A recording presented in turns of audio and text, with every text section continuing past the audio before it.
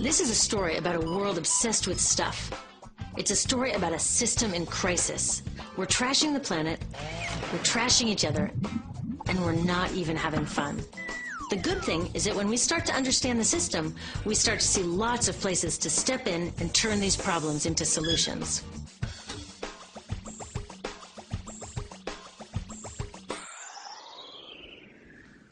Can I tell you, I love my Pantene Pro V. Of the dozen or so personal care products that I use every day, it's the one I can't live without. It says it gives my dull hair the ultimate cool shine. How does it do that? I was wondering that while I was lathering it in my hair one day, so I read the ingredients right here. Sodium lauryl sulfate, tetrasodium EDTA, methyl isothiazolinone. What is this stuff? I took this list to some scientists who know how to read it. Turns out my Pantene contains a chemical linked to cancer. And lots of other products in my bathroom, from sunscreen to lipstick and even baby shampoo, also contain chemicals linked to cancer or other problems like learning disabilities, asthma, and even damaged sperm. Like most parents, I try to keep my family safe. But now I find out my bathroom is a minefield of toxins? What are we supposed to do? To find out the answers, we have to go back to one of the key features of our materials economy: toxics in, toxics out. If, at the factory, you pour toxic chemicals into a product, like baby shampoo, you're going to wind up with toxic baby shampoo, and toxics in workers, communities, and, babies. So let's take a closer look at this toxic outrage where it seeps into our lives every day, in the bathroom. The average woman in the U.S. uses about 12 personal care products daily. The average man about 6. Each product containing a dozen or more chemicals. Less than 20% of chemicals in cosmetics have been assessed for safety by the industry's safety panel, so we just don't know what they do to us when we use them. Would you fly on an airline that only inspects 20% of its planes? Of course, not all of these chemicals are dangerous, but we know that many are. Some are carcinogens. That means that they can cause cancer. Others are neurotoxins and reproductive toxins, proven to mess up brain development and reproduction in animals. Wait a minute, we're animals too. It's like a giant experiment. We're using all these mystery chemicals and just waiting to see what happens. One thing we do know is that they're getting inside us. I had my body's toxicity levels tested, and I'm loaded with things like mercury, flame retardants, triclosan, and lead. We all are. Even babies are being born pre-polluted. Now, I know we can't live in a lead-free world, but do we have to put lead in our lipstick?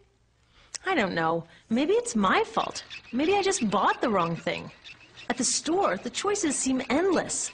I can get lipstick in 49 shades, or shampoo for hair that's too dry, oily, fine, limp, or frizzy. But what about the choices that really matter? Like the choice to buy products that are safe? It turns out the important decisions don't happen when I choose to take a product off the shelf. They happen when companies and governments decide what products should go on the shelves. So who are these companies? This is Procter & Gamble. They're the ones offering me Herbal Essences, the #2 shampoo in the country. It contains toxic petrochemicals made from oil. Since when is oil an herb? On cosmetics labels, words like herbal, natural, even organic have no legal definition. That means that anybody can put anything in a bottle and call it natural, and they do. I mean, can you imagine a top seller called Petro Essences? Gross. What's even nastier are hair relaxers marketed to 5-year-olds and skin whitening creams. These are super toxic, both in their ingredients and in the message they send about what beauty is. Ooh, here's Estee Lauder offering me a chance to help find a cure for breast cancer.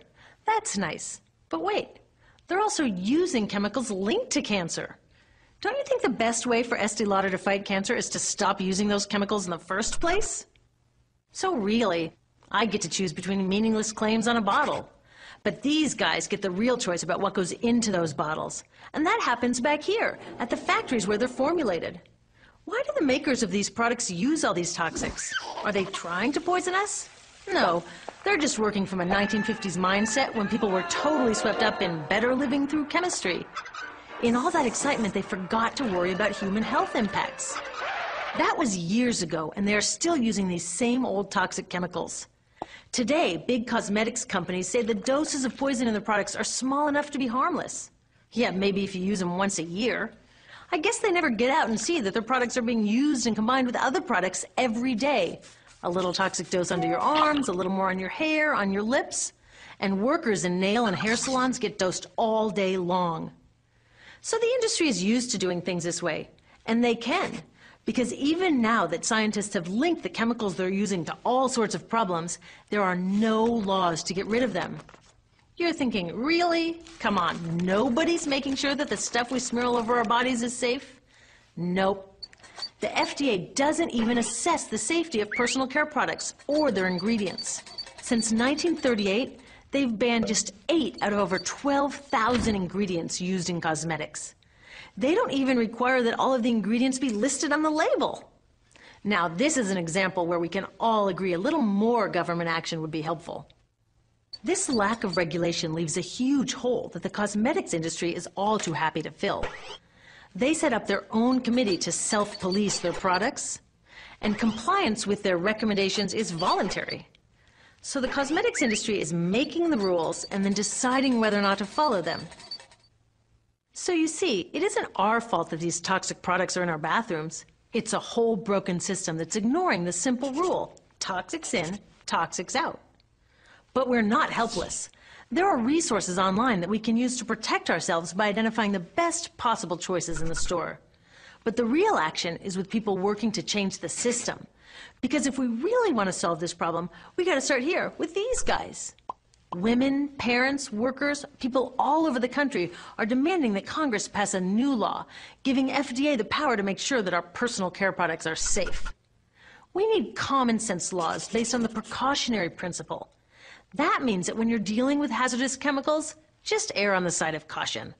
Let's not debate how much lead should be allowed in lipstick. Just get the toxic chemicals out of our products.